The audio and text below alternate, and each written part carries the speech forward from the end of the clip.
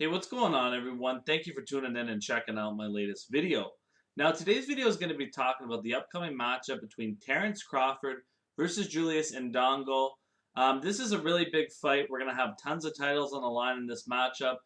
And when I look at this encounter between these two fighters, it's an interesting matchup because both of these guys are kind of similar in terms of their body type and their reach, things of those nature. So it makes that an interesting fight and a technical point of view when you look at this matchup.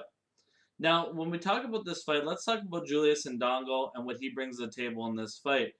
Now, Indongo, if you look at him as a fighter, this is a guy who has gone consecutively to Russia and over. He also faced Ricky Burns overseas as well, and he defeated Edward Tarkovsky, defeated Ricky Burns, basically both in their home territories in front of a ruckus crowd in a hostile environment in both situations. So when you look at Ndongo as a fighter, this is a guy who will not be fazed by another hometown fight versus Terence Crawford.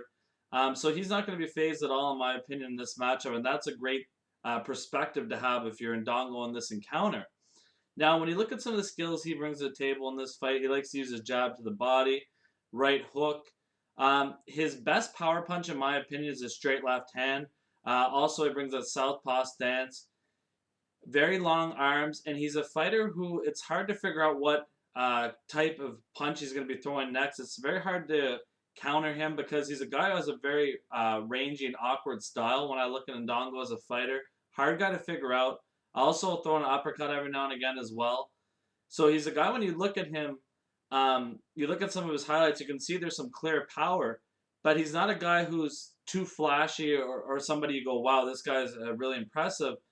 But he's just an awkward fighter who has power, extremely good confidence in himself, and he's a guy that when you watch his tape is underrated in terms of the eye test, but his style is very hard to figure out, in my opinion, and you got to give him a lot of credit for taking all these tough fights. And he was a huge underdog. I remember when he fought Edward Tarkovsky in Russia, and he just came out and flattened him right off the bat. So that was a very impressive performance by Julius Indongo. Now, when you look at Terence Crawford and what he brings to the table in this fight, Terence Crawford is a guy who is special because he has movement, he can switch stances, he has an ability to adapt to what his opponent is doing. Crawford also has a killer instinct as well, good head movement. That is why, in my opinion, why he's one of the best pound for pound fighters in the sport of boxing right now, currently, because of how versatile Terence Crawford is as a fighter. Now, when I look at this matchup, guys, and I look at some of the advantages in this fight, one thing that stands out to me right away is I would say that Ndongo is the quicker starter of the two. In my opinion, is a big advantage Julius Ndongo has in this matchup is Crawford. If there is one knock on him as a fighter, in my opinion, it is that he is the type of fighter who likes to gauge what his opponent is doing, basically figure out his timing, things of that nature. So it takes him a couple rounds to get warmed up. Not necessarily a bad thing at all because you can see how successful it's been for guys like Floyd Mayweather and Terence Crawford, to name a couple guys right off the bat. But it is an advantage that Ndongo, if he can get out, start, and land some shots, those looping overhand shots that are very dangerous. And you saw Felix Diaz catch Terence Crawford with a few of those. That's something to watch out for against a very big puncher. And Ndongo, one of the better punchers I think that Crawford's faced in many of his fights, in my opinion. Now, when I look at the matchup, though, Crawford, in my opinion, the big advantage that he's going to have in this fight is he's going to be the better counterpuncher of the two. I believe that Crawford also has a better movement along with his head movement. Crawford also is a better body puncher of the two as well. And the hand speed factor, in my opinion, is going to be huge in this matchup.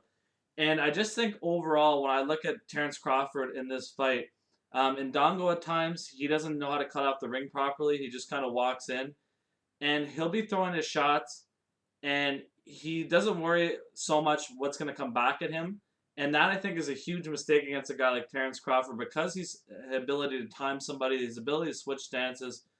Crawford, I think, will figure out Ndongo and eventually stop him in the 9th round of this fight, in my opinion. I believe that Crawford's hand speed, his head movement, his overall versatility is going to be too much, unfortunately, for Julius Indongo. I think Crawford wins this matchup special fighter, but Indongo is no joke. His range will give Crawford problems, and I'm interested to see how Crawford deals with him early in this fight. That's something that he's got to be aware of. Watch out for those looping shots.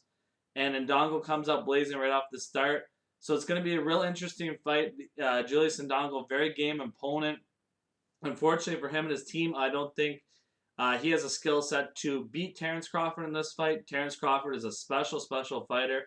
Um, really phenomenal to watch, and I cannot wait to tune into this fight, guys. It's kind of flown under the radar, in my opinion, but this is a great technical matchup between two fighters, highly skilled guys. Let me know what you guys think on this fight.